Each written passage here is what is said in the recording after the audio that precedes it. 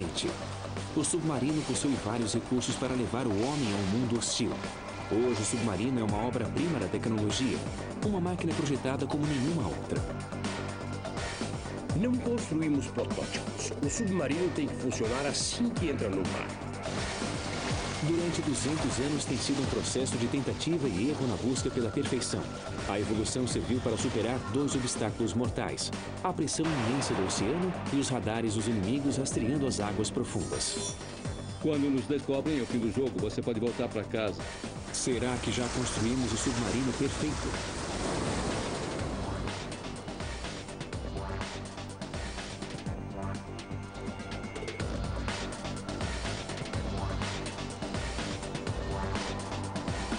Inovações do século: submarinos. Esse é o HMS Trafalgar, um dos submarinos mais velozes e silenciosos da Marinha Inglesa. As armas dele podem alcançar alvos a mais de 1000 quilômetros de distância e, graças à sua propulsão nuclear, ele tem uma potência de 15.000 cavalos. Esse é o submarino de hoje, mas como chegamos até ele? Os projetos de submarinos vêm evoluindo há séculos. O sonho de viajar embaixo d'água já existia bem antes dele se tornar realidade. O homem desenvolveu o conceito do submarino há centenas de anos. Vários ciclos e protótipos foram construídos, mas todos enfrentavam o mesmo problema: como encontrar um meio eficaz de propulsão. Em 1897, um inventor irlandês teve um sopro de inspiração. Propulsão. Então surgiu um homem chamado John Philip Holland, que teve a ideia de combinar o motor de combustão interna com uma bateria. E essa foi a sacada de gênio dele. Esse é o Holland One, um produto dessa genialidade construído em 1901. Ele usava um motor a gasolina para se locomover na superfície. Mas esse motor tinha uma segunda função: carregar uma bateria elétrica que daria propulsão ao submarino embaixo d'água. Inicialmente, o Holland foi projetado para atacar a poderosa marinha inglesa. Mas a ideia era tão genial que até o governo inglês deixou de considerar essas máquinas um perigo para seus tripulantes. O Holland One se tornou o primeiro submarino da marinha inglesa.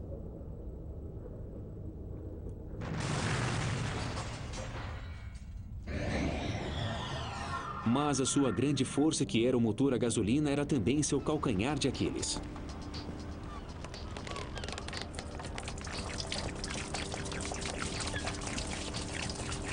Este recipiente está cheio de gasolina, bastante volátil, que fazia muita fumaça e muito mal às pessoas a bordo do submarino e pegava fogo facilmente.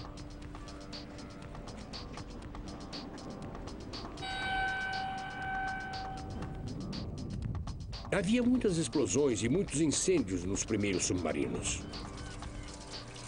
Era preciso encontrar um combustível mais seguro e estável. O candidato ideal era o diesel. Isto aqui é diesel. O importante é que ele solta muito menos vapor, é bem menos volátil, tem alto ponto de inflamabilidade.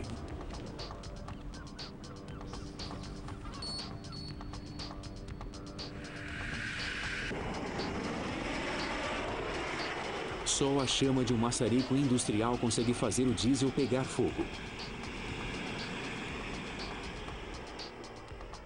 Utilizado primeiramente em um submarino francês em 1903, durante a Primeira Guerra, o diesel foi o combustível utilizado nos submarinos das marinhas de todos os países.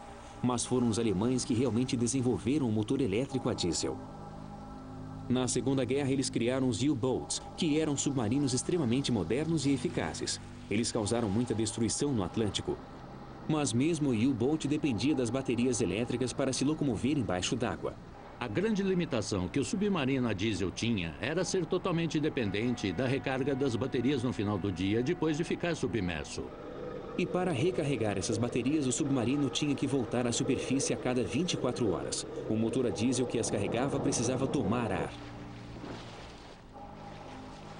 O momento em que o submarino a diesel ficava mais vulnerável era enquanto carregava as baterias. Embaixo d'água, o submarino era quase invencível, mas na superfície poderia se tornar um alvo fácil. No final da Segunda Guerra, os dias de supremacia do submarino pareciam estar contados. Então surgiu um novo tipo de combustível, a energia nuclear. Com isso, o submarino não precisava mais voltar à superfície. O submarino norte-americano Nautilus foi o primeiro a utilizar a propulsão nuclear. Em 1955, quando o USS Nautilus começou a usar a energia nuclear, é que o mundo conheceu o primeiro submarino de verdade. O Nautilus mudou totalmente a forma de utilização de um submarino. Com a chegada dos submarinos nucleares, surge a embarcação que era um submarino de verdade, totalmente independente do ar, da atmosfera, e isso gerava uma grande autonomia. Este é um dos primeiros submarinos nucleares ingleses, o HMS Courageous. Construído no final dos anos 60, sua fonte de energia era equivalente à potência de uma usina elétrica. Rupert Bass foi um dos pioneiros nos submarinos nucleares da Marinha Inglesa. Ele foi um membro importante da equipe que construiu o Courageous e foi seu capitão durante a Guerra das Malvinas. O mais impressionante para quem o via e para quem embarcava nele era seu tamanho incrível. Era uma embarcação muito mais sólida do que todas em que eu já tinha servido. E o seu tamanho e sua capacidade de gerar energia nuclear agregava qualidades a ele que um submarino comum nunca teve e nunca teria. A propulsão dos submarinos havia se transformado. Com energia ilimitada, o submarino poderia ir para qualquer lugar do mundo. E pela primeira vez, ele estava mais veloz que qualquer navio. Finalmente, o submarino perfeito tinha se tornado uma realidade. Entre todos os perigos que um submarino precisa enfrentar, nenhum é pior que o próprio mar. Eles se movimentam num ambiente muito perigoso. A água está sempre querendo entrar e precisamos evitar isso. Casco de pressão. A 200 metros de profundidade, há uma força de 150 kg pressionando cada centímetro quadrado do casco. A 500 metros, ela é mais que o dobro. Os engenheiros navais sempre projetaram os cascos com um limite de segurança de profundidade teórico. Mas o que aconteceria se um submarino ultrapassasse esse limite? Em 1945, eles decidiram descobrir. No final da Segunda Guerra, a Marinha Inglesa pegou algumas embarcações obsoletas e danificadas e afundou todas em alto mar para ver o momento em que seriam esmagadas. Essa experiência dramática esclareceu muitas coisas sobre os limites de pressão dos cascos.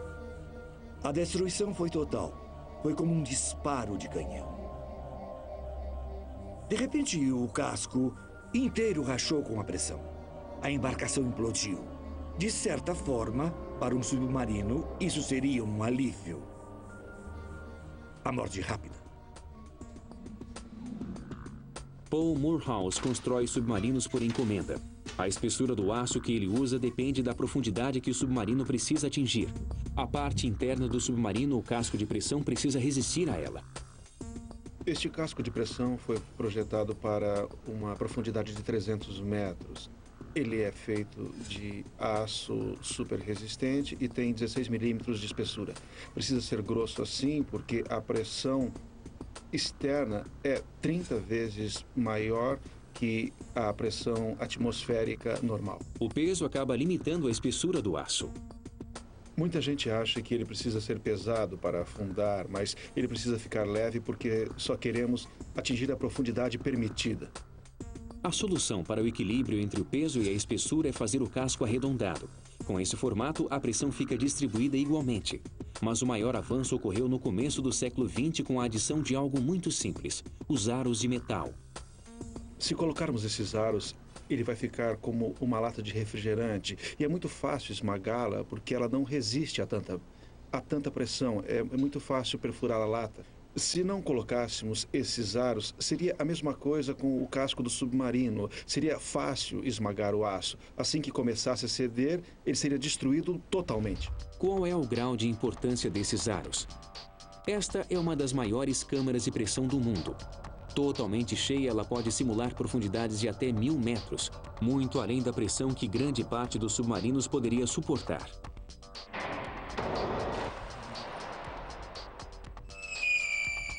2 modelos feitos com aço da mesma espessura vão passar agora por um teste de pressão. Um deles tem aros. Ambos serão testados até seus limites. A 100 metros de profundidade, os dois continuam intactos. A 200, ainda não há sinal de implosão. Então, a 300 metros de profundidade, o modelo sem os aros é destruído. A outra embarcação continua sem dar sinais de problemas. Então, finalmente, a 400 metros, uma implosão espetacular.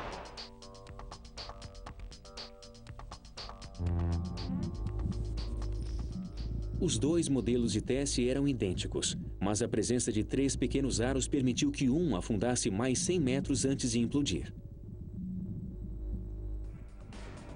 Portanto, esses aros cilíndricos dão ao casco de pressão a resistência necessária para aguentar a enorme pressão do mar.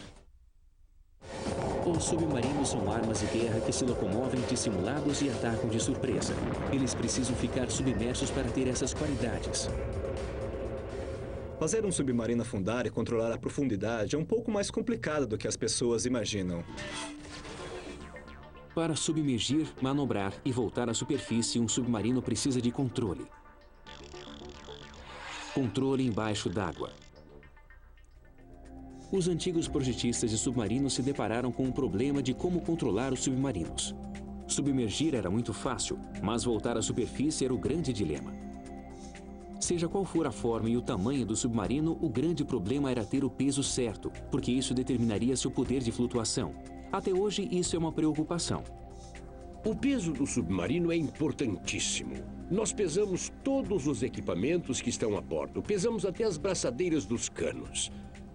Sabemos quanto pesa um cabo elétrico pela metragem. Sabemos quanto peso estamos colocando dentro do submarino. Há um departamento inteiro totalmente voltado ao controle de peso, porque é ele que define o poder de flutuação, a estabilidade e outros parâmetros da arquitetura naval.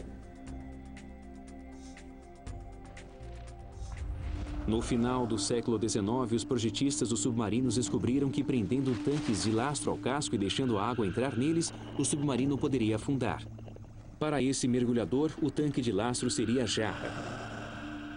Mas para voltar à superfície, a água precisa ser retirada e isso era muito difícil nos tanques de lastro operados manualmente.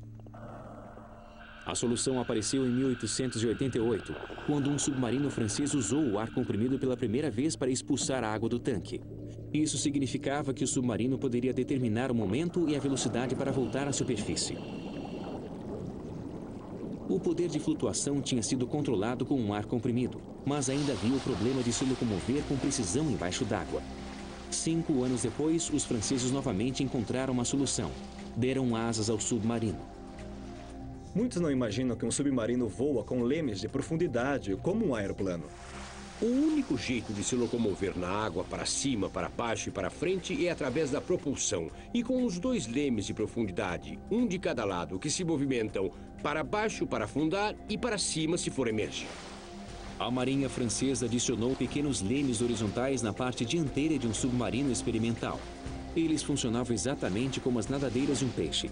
A capacidade de manobra do submarino aumentou consideravelmente com a adição desses lemes laterais. Tudo isso 10 anos antes do voo dos irmãos Wright.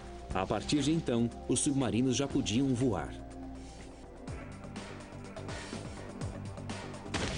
O controle embaixo d'água tinha sido resolvido. Embora muito vulnerável se fosse atingido, era muito difícil localizar um submarino submerso. O que era uma de suas grandes vantagens passou a ameaçar sua existência. No final da Primeira Guerra Mundial, os submarinos eram os reis do oceano, mas uma nova invenção mudou totalmente o cenário. O sonar. Sonar. O sonar é o equivalente a um sistema de radar submarino. O funcionamento dos dois é bem parecido, só que o radar usa as ondas de rádio e o sonar usa ondas de som. A velocidade das ondas sonoras é 4 vezes maior na água do que no ar. Com a invenção do sonar, os submarinos passaram a ser detectados pelos navios de superfície. Mas as frotas de submarinos reagiram com rapidez. Em 1939, eles já estavam equipados com sonares e também podiam localizar seus alvos. Na verdade, o sonar transmite um sinal sonoro, transmite um impulso de energia que ecoa pela água como um ping, que já devem ter ouvido em filmes. Ele bate no outro submarino e acaba voltando, indicando a distância. Com o início das batalhas no Atlântico, começou a pressão para que os projetistas criassem um equipamento que anulasse os sonares. Foram os engenheiros alemães que conseguiram essa façanha com uma solução bastante simples: revestimento de borracha. Mas esses novos submarinos camuflados ficaram prontos tarde demais para interferir no desfecho da Segunda Guerra Mundial. Basicamente, eles criaram uma capa de borracha. Se o sonar emitisse um sinal na direção deles, essa borracha iria dispersar e absorver a energia dos sinais transmitidos. Nem mesmo esse revestimento de borracha impediu que o submarino fosse detectado. Nos anos 50, todos os esforços estavam voltados para deixar os submarinos muito mais silenciosos, mas não era uma tarefa fácil. O submarino não passa de uma lata de ferro. Qualquer barulho que se faça dentro dessa lata é totalmente ampliado, amplificado, e vai emitir um som através do casco de pressão. Com isso, os submarinos inimigos podem nos localizar. Conseguir silêncio dentro do submarino é extremamente difícil. Porque o barulho mais alto que você elimina... Ótimo, já eliminei o barulho mais alto. Agora tenho um novo barulho mais alto. Então é sempre uma batalha tentar eliminar o próximo barulho mais alto. Esse é o HMS Onyx, um dos submarinos de ataque da Marinha Inglesa. Ele está fora de uso agora, mas quando foi construído em 1967 não havia nenhum outro tão moderno. Um submarino a diesel com motor elétrico bem silencioso, com motor elétrico, era muito difícil detectá-lo. Os submarinos de ataque monitoravam o próprio barulho. Eles colocavam amortecedores nas máquinas para evitar que suas vibrações atravessassem o casco e fossem detectadas no mar. Hoje, essa técnica alcançou um nível bem mais alto. Esse motor está apoiado numa placa de metal que possui sensores que medem as ondas sonoras transmitidas para a água. Estas ondas podem ser vistas nestas telas. Quando um pedaço de espuma é colocado entre o motor e a placa de metal, podemos notar a grande diferença. Na construção de submarinos, isso é bastante usado.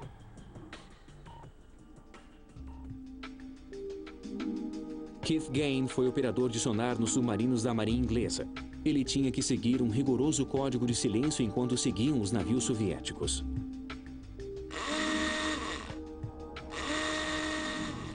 Nós desligávamos todas as máquinas desnecessárias, ventiladores e tudo que pudesse fazer barulho. Keith usava um equipamento especial chamado hidrofone para espionar os russos. A captação de sons da água desta forma é chamada de sonar passivo. Você usa o sonar passivo quando quer apenas ouvir os sons que estão na água em volta de você. Temos um hidrofone redondo aqui que normalmente é usado nos sistemas de sonar. Quando mergulhamos isso no mar, ele funciona como um microfone. Ouvimos tudo que faz barulho na água. Keith e seus colegas operadores praticamente ouvem um alfinete caindo. Digamos que alguém esteja fazendo um reparo no motor e de repente deixa cair uma chave de fenda no chão de metal. Você vai ouvir um barulho parecido com uma batida forte num tambor. E isso pode ser ouvido até 70, 80 quilômetros de distância. Captando o sinal a 220, navio de guerra camuflado. Com o sonar passivo, o submarino de Keith podia detectar e se esconder de qualquer embarcação inimiga. Tínhamos que ouvir tudo o que acontecia e o que era falado nas comunicações internas e externas.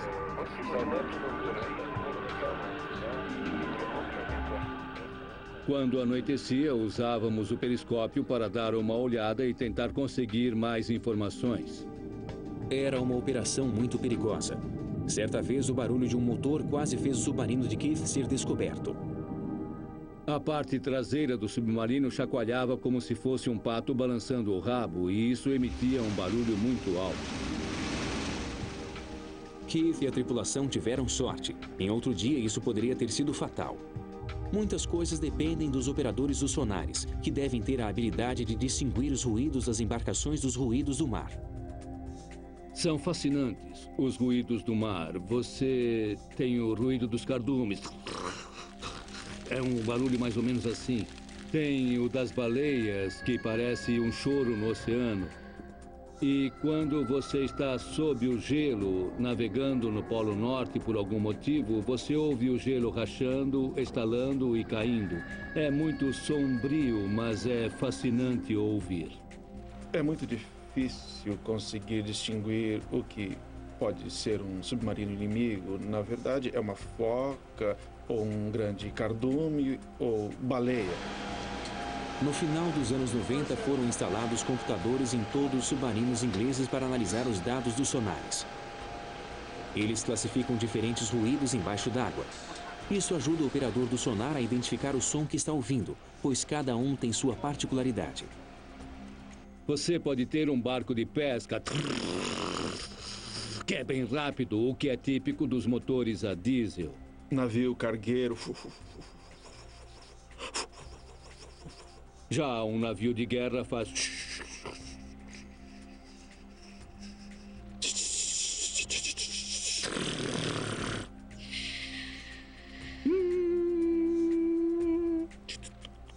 Tic, tic, tic, tic, tic, tic, tic.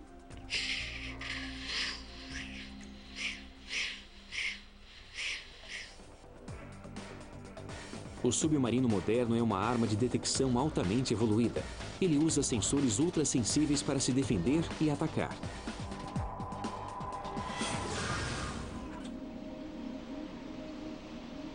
Os submarinos do século XXI são muito velozes, extremamente silenciosos, podem ir aonde quiserem e não precisam emergir durante toda a missão. Mas ainda não são máquinas perfeitas.